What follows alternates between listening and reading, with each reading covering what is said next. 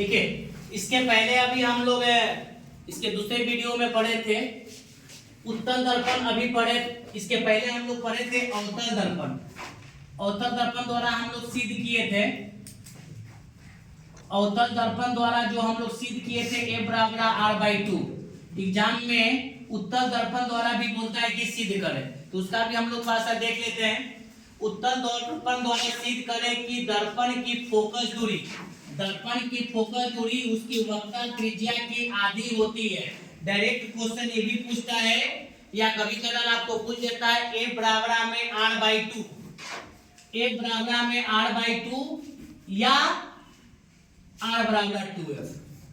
ये दोनों में से तीनों में से कोई ना कोई क्वेश्चन आपको पूछ देता है। सिर्फ दर्पण आपका चेंज हो जाता है अवतल और उत्तल का।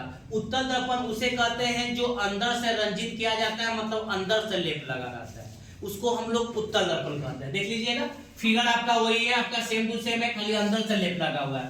माना कि M O और M डैश एक उत्तल दर्पण है, M O और M डैश जो आपका उत्तल दर्पण है, जिसका ध्रुव अभी हम लोग उसमें पढ़े थे कि ध्रुव O है, मुख्य अक्ष या प्रधान अक्ष 101 डैश है, मुख्य अक्ष के समानांतर चलती हुई आपतित किरण, देखिए मुख्य अक्ष के समानांतर चलती हुई आपतित किरण Q बिंदु पर पड़ने के बाद या टकराने के बाद R तक परिवर्तित हो जाती है। देखिए ये R तक ही चला गया है। और दर्पण का मुख्य फोकस F, दर्पण का मुख्य फोकस F तथा QN एक अभिलंब है। Q और N जो उसमें पढ़े थे QN, यू में QN अभिलंब है। ठीक है, आप देखे थे कि PQ जो भैया PQ जो था ये आपतित किरण, जो PQ जो आपतित किरण था X और एक डैश के समानांतर था, पैरेलल था।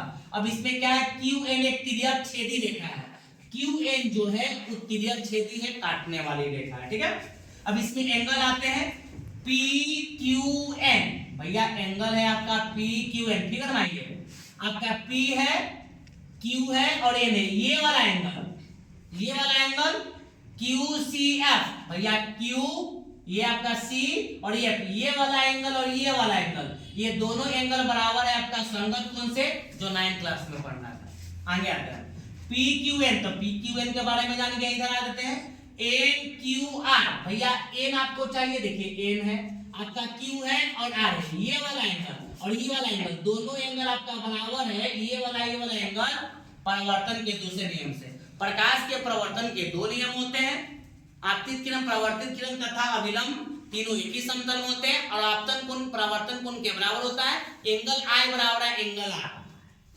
समीकरण फर्स्ट तथा सेकंड से देखिए दोनों में LHS आपका बराबर है, LHS बराबर है, ये दोनों आपका खत्म, तो ये बच जाएगा आपका क्या, QCF और एंगल NQR, समीकरण हो गया थर्ड। अब आते हैं देखिए, फिर आपका यहाँ पर ये CQF के बारे में आता है, CQ और F, ये वाला बीच वाला एंगल, इसका जो बीच वाला एंगल है ये NQR के बराबर होगा शीर्षामुख कोण से, मतलब सम्मुख कोण से बराबर होगा। भैया कौन कौन, NQR, भैया N है आपका, Q है और R, ये वाला और ये वाला, ये दोनों आपका बराबर हो जाएगा सम्मुख कोण से, जिसको हम लोग बोलते हैं शीर्षामुख कोण, ये दोनों आपका बराबर है। फिर देखिए इस दोनों में फिर ये दोनों बराबर, ये खत्म, क्या बच जाएगा आपका LHS बराबर में RHS में QCF CQF, ये आपका समीकरण आ गया। अब वही लिखे हुए हैं कि हम जानते हैं कि त्रिभुज के किसी भी त्रिभुज में अगर दो कोण बराबर होता है तो दो भुजा भी बराबर होता है समद्विबाहु त्रिभुज से। तो इसमें से हम आधा भुजा लिए हैं QF और इधर से लिए हैं CF, देखिए CF। अब मान लेते हैं कि माना कि आपतित किरण, जो आपतित किरण मेरे पास क्या था, PQ था, आपतित किरण PQ मुख्य अक्ष के, मतलब प्रधान अक्ष के, ये वाला के बहुत ही नजदीक है, नजदीक मतलब बहुत नजदीक है, बहुत नजदीक है।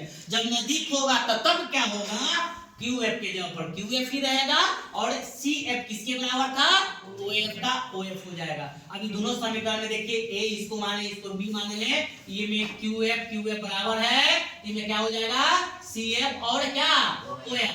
अब मुख्य आकृति से आते हैं OF, तो OF देखिए आपका यहाँ है और यहाँ से यहाँ पर OC यहाँ पर है, तो इस भुजा को अगर हम निकाल देंगे बाहर बेटा, इस भुजा को निकाल दे बाहर, यहाँ पर O हो, यहाँ पर F हो और यहाँ पर C हो, अगर OC का मान निकालना हो तो इसका मान 2 और इसका मान 3, तो 2 + 3 लिखते हैं। लेकिन मैथमेटिक भाषा में कैसे लिखेंगे, तो लिखेंगे OF प्लस में क्या FC, और FC हम आपको बताए थे कि FC जो बराबर होता था OF के बराबर होता था, क्योंकि कोई भी दूरी ध्रुव से मापी जाती थे। तो OC बराबर में इन दोनों गढ़ावा के जोड़ देंगे तो 2OF हो जाएगा। देख लो वही किया हुआ है OF। अब OF को हम बताए थे बेटा आपको कि OF जो होता है वो फोकसांतर होता है, फोकस दूरी होता है जिसको F द्वारा सूचित किया जाता है। जो OC होता है वो वक्ता त्रिज्या होता है जिसको R द्वारा सूचित किया जाता है। देखिए OC R, OF F, यहाँ पर आप ये 2 गुना में है, कहाँ चलाएगा भागा में, तो F बराबर R बाई क्या प्रूफ